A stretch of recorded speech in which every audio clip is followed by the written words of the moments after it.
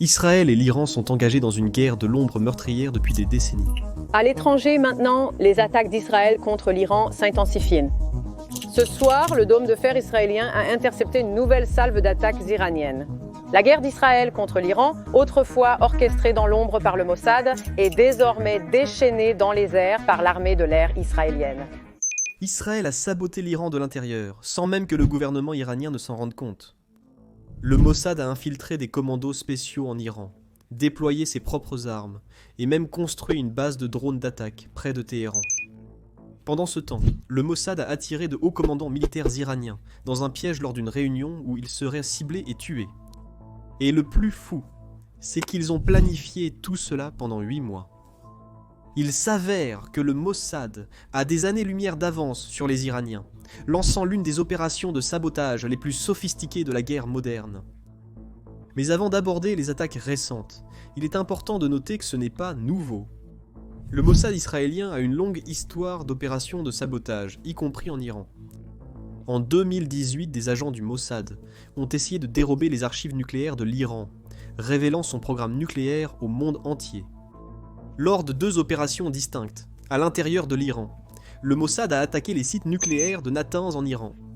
En juillet 2020, ils ont placé des explosifs dans l'installation, entraînant une énorme explosion. En avril 2021, moins d'un an après, le Mossad a placé un autre explosif qui a causé une panne de courant totale à Natanz. En juin 2021, ils ont ciblé et presque détruit une installation produisant des pièces pour l'enrichissement de l'uranium. Lors de cette attaque, des agents du Mossad ont utilisé un drone introduit clandestinement en Iran pour frapper l'usine. Mais le Mossad a aussi déjà tué des personnes en Iran. Mohsen Fakhrizadeh, principal scientifique du programme nucléaire iranien, a été assassiné en novembre 2020. Le Mossad a utilisé une mitrailleuse télécommandée, alimentée par l'intelligence artificielle, placée dans un véhicule à l'apparence abandonnée. N'oublions pas l'attaque du Beeper de septembre 2024. Bien qu'elle n'ait pas touché l'Iran directement, elle visait le Hezbollah, un bras armé des gardiens de la révolution islamique d'Iran. Et l'ambassadeur iranien au Liban est également mort lors de cette attaque. En bref, des milliers de pagés et de talkie-walkies ont explosé simultanément. Sans le savoir, le Hezbollah avait acheté de nouveaux pagés à une société écran du Mossad 5 mois plus tôt. Le Mossad avait dissimulé des explosifs dans des appareils, ce que le Hezbollah a découvert à ses dépens. Ce complot a fait 42 morts et plus de 3500 blessés au total. Netanyahou, en tant que Premier ministre, détient un pouvoir mortel avec le Mossad à sa disposition. En novembre 2024, il a lancé un plan pour une attaque majeure contre l'Iran. L'Iran et Israël sont engagés dans une guerre par procuration depuis un certain temps, pour donner un contexte. Les groupes Hamas, Hezbollah et Houthis, soutenus par l'Iran, combattent Israël intensément depuis l'escalade du conflit à Gaza. En avril 2024, les tensions entre l'Iran et Israël ont atteint un point critique, entraînant des frappes de représailles. La situation s'est répétée en octobre. Lors de ces attaques, Israël a déjà utilisé ses agents du Mossad en Iran pour obtenir des renseignements sur ses cibles. Contrairement aux attaques de l'Iran, les frappes d'Israël ont été extrêmement efficaces. Les attaques d'avril et d'octobre ont détruit respectivement 1 et 3 systèmes de défense aérienne S-300 de l'Iran. Cela signifiait que tous les systèmes S-300 fournis par la Russie à l'Iran étaient hors service. En plus de cela, de nombreux radars de défense aérienne iraniens ont été détruits. Il y avait donc une opportunité unique de frapper à nouveau, avec peu d'obstacles pour arrêter les avions de chasse israéliens. Mais le Mossad avait un plan encore meilleur. Combiner une frappe aérienne avec une vaste opération de sabotage au sol. Cela rendrait l'attaque aérienne israélienne sur Téhéran encore plus meurtrière en permettant aux avions de chasse de survoler la ville pendant que les défenses seraient hors service. Alors le Mossad s'est mis au travail. L'une des préparations que le Mossad a faites ces derniers mois a été de faire passer des commandos entiers à travers la frontière iranienne, l'ennemi numéro 1 d'Israël. C'est comme si la Chine envoyait ses meilleurs soldats aux États-Unis, ou l'inverse. Nous ne savons pas précisément comment Israël a réussi, mais nous pouvons spéculer. L'une des options consiste à fabriquer de faux passeports étrangers et de fausses identités pour les soldats israéliens, leur permettant ainsi de traverser la frontière sans être remarqués depuis un autre pays comme l'Irak. Une autre option est d'entrer en Iran le long de ses 8000 km de frontière avec l'Irak, la Turquie, l'Arménie, l'Azerbaïdjan, le Turkménistan, l'Afghanistan et le Pakistan. Le Mossad a probablement utilisé l'une de ces routes pour faire passer secrètement les missiles et les drones en Iran. Mais une partie des préparatifs a probablement eu lieu à l'intérieur de l'Iran. Il paraît qu'Israël a construit tout un réseau à l'intérieur de l'Iran au fil des années, avec de nombreuses connexions et ressources. Je veux dire, Peut-être que les soldats qui mènent dans ces missions ne sont même pas tous des citoyens israéliens, ou du moins pas tous. Il y a des rapports selon lesquels le Mossad recrute des Iraniens opposés au régime. Il est plausible que le Mossad ait entraîné des dissidents et des minorités ethniques pour ces opérations. Des rumeurs suggèrent qu'Israël aurait des planques en Iran, où des agents peuvent-ils se cacher et se préparer pour leur mission. Le plus fascinant dans la récente attaque, c'est qu'Israël a mis en ligne les images montrant leur préparation. Dans cette vidéo, vous pouvez voir comment des agents du Mossad installaient des attaques de drones ou d'autres systèmes d'armes dans un champ ouvert, quelque part en Iran. Il faut vraiment avoir du cran pour faire ça, parce que s'ils se font attraper, ce serait fini pour eux. Cela s'est probablement produit bien à l'avance, des jours ou des semaines avant même que l'attaque n'ait lieu. Et le Mossad n'a pas fait ça dans un seul domaine, ils l'ont fait à travers tout le pays. Selon les rapports, l'opération comportait 3 volets. L'un des volets était le champ de drones, situé près de la base militaire d'Asfakabad, proche de Téhéran. Un autre volet concerne des véhicules armés, probablement des drones ou missiles. Ils ont probablement copié cela de l'Ukraine, qui a attaqué à plusieurs reprises des raffineries de pétrole russes et des cibles militaires, en utilisant des drones montés sur des véhicules. Le troisième volet du sabotage israélien impliquait la dissémination de petites armes guidées près des défenses aériennes iraniennes à travers le pays.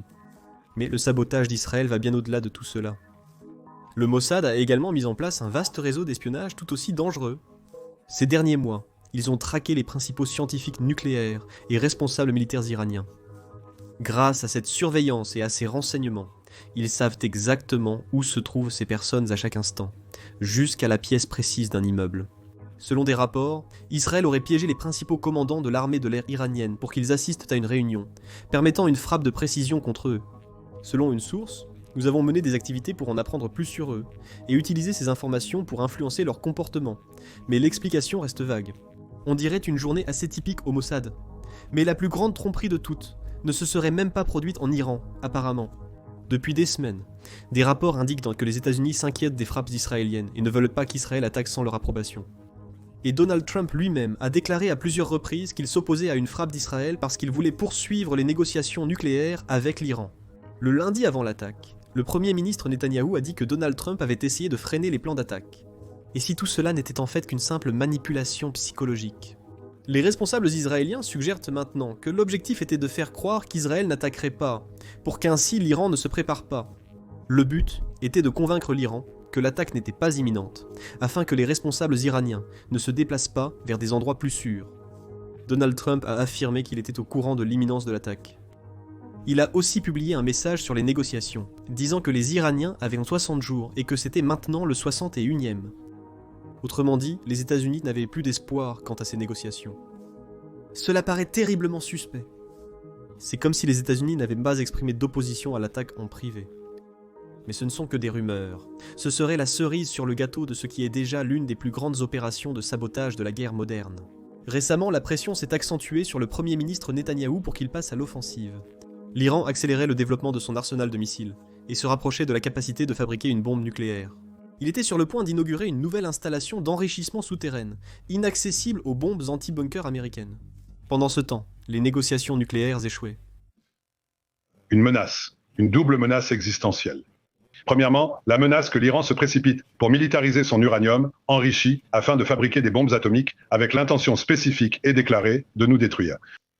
Deuxièmement, une course pour augmenter leur arsenal de missiles balistiques jusqu'à atteindre la capacité de produire 3600 armes par an, de nouvelles armes en 3 ans, 10 000 missiles balistiques, chacun pesant 1 tonne, arrivant à Mach 6 directement dans nos villes, comme vous l'avez vu aujourd'hui.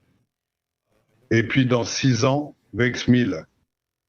Aucun pays, et certainement pas un de la taille d'Israël, ne peut supporter cela. Il était donc temps d'agir, c'était le moment crucial.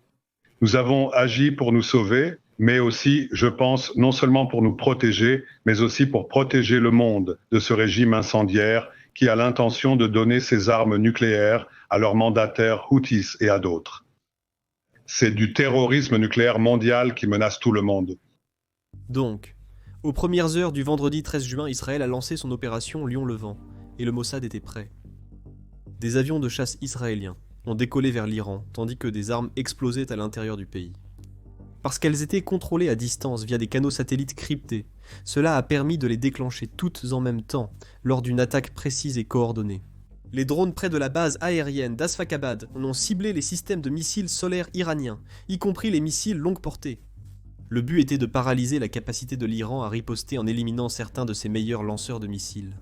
Les systèmes d'attaque déployés sur des véhicules et dans des champs à travers le pays ont aussi accompli leur mission. Ils auraient paralysé les systèmes de défense et d'attaque iraniens. Voici quelques vidéos sur le sujet. Des drones israéliens s'approchent des lanceurs de missiles iraniens, sélectionnant précisément leurs cibles, comme dans un jeu vidéo. Mais c'était bien réel. C'est pourquoi Israël a pu envoyer ses 200 avions de chasse. Parce que sans défense aérienne restante, l'Iran ne pouvait que rester là et regarder ce qui se passait.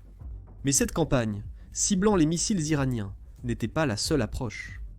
Cela a coïncidé avec des frappes contre des personnalités majeures du pays. Lors de la première vague matinale, l'armée de l'air israélienne a frappé plus de 20 sites en moins d'un quart d'heure. L'un de ces sites était l'endroit d'une réunion dont nous venions de parler. Les autres sites étaient des résidences et lieux de travail des personnes surveillées depuis des mois. Ici, vous pouvez voir un immeuble d'habitation endommagé, dans le nord-ouest de Téhéran. Voici une scène similaire à l'ouest de la capitale. Et il y a beaucoup d'autres bâtiments comme celui-ci, mais l'image la plus choquante doit être celle-ci.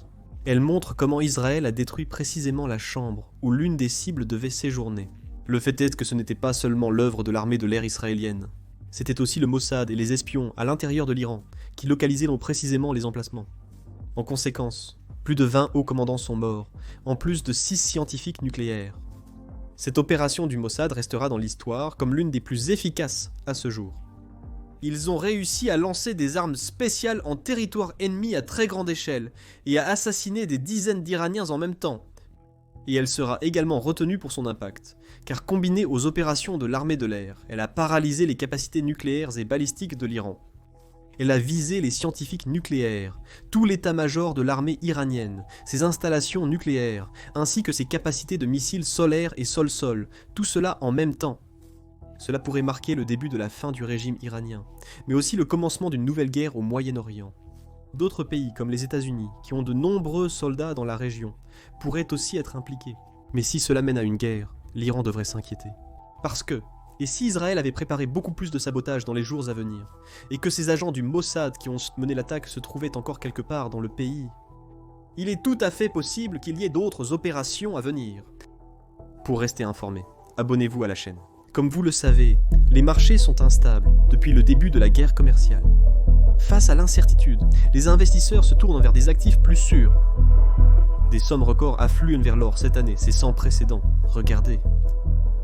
L'or a augmenté de 27,7% en 2025, tandis que le dollar a chuté de près de 9%.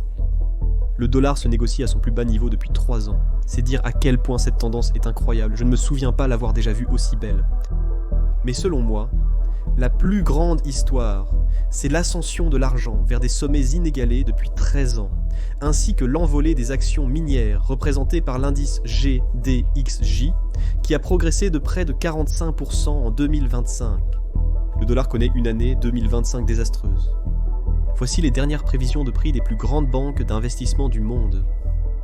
Par conséquent, avec toutes ces tendances puissantes en place, lorsque je vois une société aurifère que j'adore littéralement se négocier à ses plus bas niveaux pour 2025, alors que les initiés et les cofondateurs achètent des actions apparemment chaque semaine, accumulant plus de 1,2 million de dollars à un rythme que je n'ai personnellement jamais vu de ma vie avec une autre société aurifère, je dois vous en parler. Le sponsor du jour est Axcap Ventures, code mnémonique GARLF. Comme vous pouvez le constater, elle se négocie à ses plus bas niveaux de l'année. Mario et Tyrone, cofondateurs de cette entreprise, accumulent actuellement ensemble des millions d'actions d'Axcap Ventures, encore une fois sous le code mnémonique GARLF. Au cours des derniers jours, en plus des 1,2 million de dollars d'actions déjà achetées par la direction de Xcap Ventures, le code Canadian Securities Exchange est AXCP, et l'over-the-counter est GARLF, ils en ont ajouté encore plus. Lorsqu'un fonds de capital investissement a dissous ses actifs et a commencé à liquider, Mario Vetro et Tyrone Brettenbach ont remarqué que le fonds possédait l'un des plus grands gisements d'or inexploités du Nevada. Juste avant que l'or ne dépasse les 2000 $ l'once, ils ont pu acquérir le gisement d'or Converse auprès d'eux. Considérez cela, car le prix a grimpé de plus de 70% depuis, donc ce timing était vraiment idéal. Converse est le gisement d'or phare d'Axcap Ventures. C'est le plus grand gisement d'or qui n'appartient pas à un grand développeur ou producteur d'or. Nous assistons à de plus en plus de fusions et acquisitions. C'est pourquoi je prends le temps d'aborder ce point. Le gisement d'or Converse contient 5,57 millions d'onces d'or, avec une ressource équivalente mesurée et indiquée à 0,525 g par tonne. De plus, il y a 0,42 millions d'onces supplémentaires en ressources présumées à 0,528 g par tonne. Avec la capitalisation boursière actuelle de 34 millions de dollars américains et environ 10 millions en trésorerie, le gisement est évalué à seulement 5 dollars par once de ressources équivalentes en or. Cette valorisation contraste fortement avec celle de sociétés comparables, évaluées en moyenne à 40 dollars ou once. La différence est de 8 fois, soit 87% de moins. Cet écart de valorisation est la principale raison pour laquelle je vous présente Axcap Ventures. Regardez ce tableau comparatif, il nous saute aux yeux. Axcap est la moins chère de ses pairs en termes de ratio valeur d'entreprise par once équivalente, offrant un potentiel de hausse intéressant. Donc, premièrement, avec l'une des années les plus actives jamais enregistrées en termes de flux de fonds vers l'or. Deuxièmement, la valorisation de la ressource équivalente en or de la société n'est que de 5 dollars l'once, soit environ 85% en dessous de la moyenne de 40 dollars l'once. Et troisièmement, avec des actions qui se négocient en moins de 1 centime près de leur plus bas de l'année, et avec Mario Vetro et Tyrone Brettenbach qui ont acheté collectivement des millions d'actions sur le marché libre en 2025, ainsi que Blake, Kevin et Robert, 3 autres membres de la direction, aussi récemment que la semaine dernière. Il est temps de vérifier vous-même Axcap Ventures. La over-the-counter reste GARLF et la Canadian Securities Exchange demeure AXC. Les mines existantes s'épuisent de plus vite que les réserves ne sont reconstituées. C'est précisément ainsi qu'Axcap Ventures est conçu pour exploiter ces tendances.